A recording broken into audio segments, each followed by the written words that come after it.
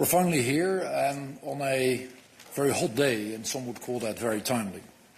What we're doing today is taking the next step in the European Union's path to boost and enhance its competitiveness, to strengthen its independence, and to cut its emissions.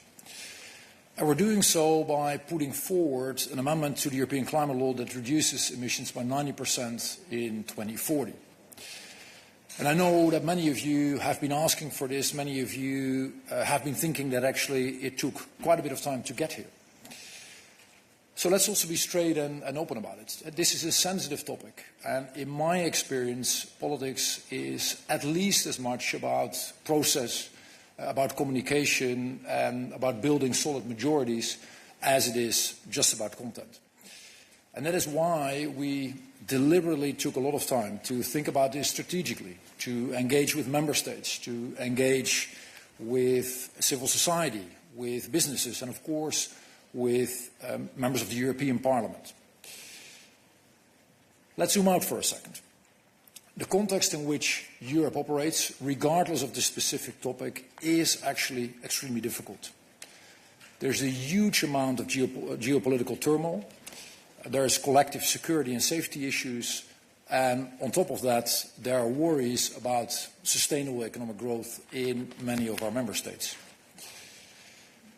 We're therefore moving forward, and we're doing this because in our view, it makes sense from an economic, a security, and also a geopolitical standpoint, to make sure that we stay the course on climate.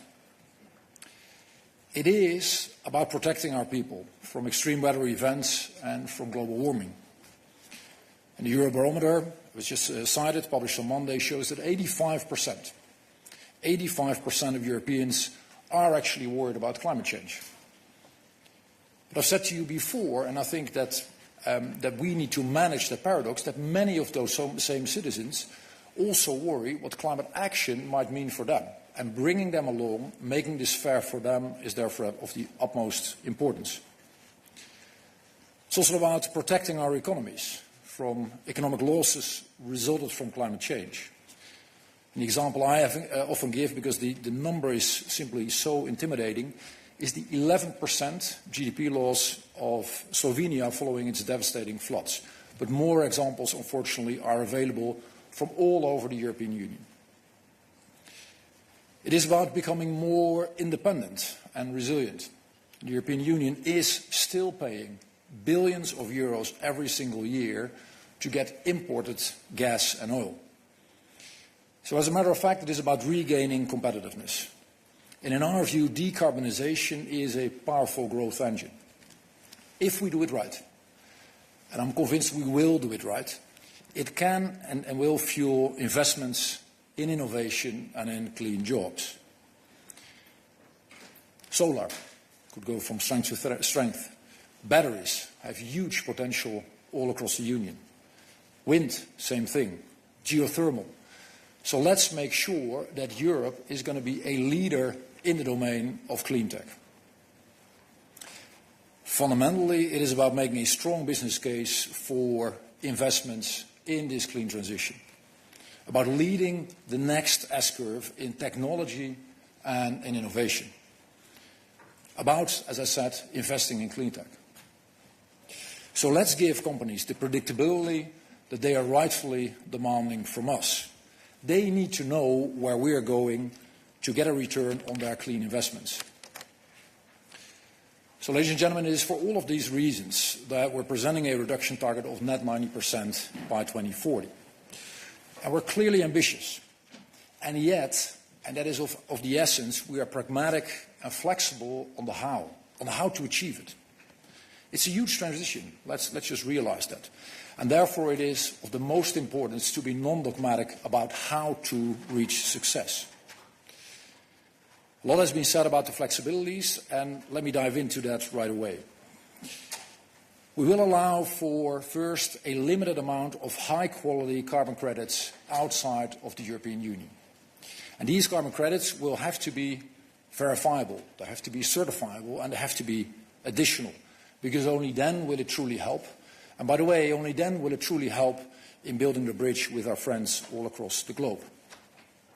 What it will do at the same time here, it will give breathing space for hard-to-abate sectors, and it will open new markets for durable carbon dioxide removal technologies. Secondly, and that is here at home, we will integrate permanent European carbon removals into the ETS, into the emissions trading system. For example, a European paper factory that stores CO2 from bioenergy can actually generate and sell allowances, thereby making money from the ETS, and that is not possible today. And in our view, what that will do is build a much stronger business case for companies to capture CO2 and then actually store it. Third, we will provide greater flexibility across the pieces of legislation and sectors between 2030 and 2040. We just have to acknowledge and realize that each member state is different and faces different challenges in reducing emissions in different sectors. And with such an approach, we feel we would allow member states, for example, to compensate for struggling in one specific sector, let's say the land use sector, with overachieving on reducing emissions on, for example, waste and transport. Now, on top of these three flexibilities, we need to make sure we build a strong enabling environment with clear prerequisites. And in my view, that is truly the conversation we need to have in the next year or 1.5 years. We have set out a framework for our post-2030 climate and energy legislation. Now let's make sure we build a system and get the how right. And then we look at national specificities. We'll certainly look at cost effectiveness, simplicity, efficiency. Frankly speaking, many of the elements that are part of the Clean Industrial Deal.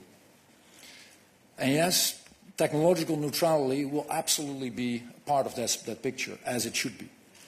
Last but not least, we're continuing to deliver on these Clean Industrial Deal commitments.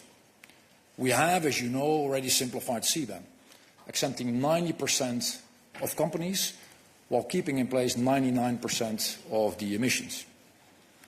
We're announcing today also our solution for CBAM exports.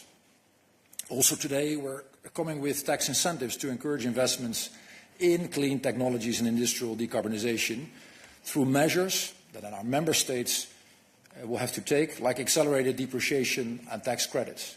It is up to them, but we're convinced it is a very good idea going forward. And we have a clean industrial state aid framework with a whole range of measures over the coming months. And frankly speaking, the list goes on. So, ladies and gentlemen, we're staying the course on the EU's quest to decarbonize. And once again, we're doing it for competitiveness, for climate, and for our independence. Once agreed, today's proposal will give us, if you will, a true north. We've listened to the science.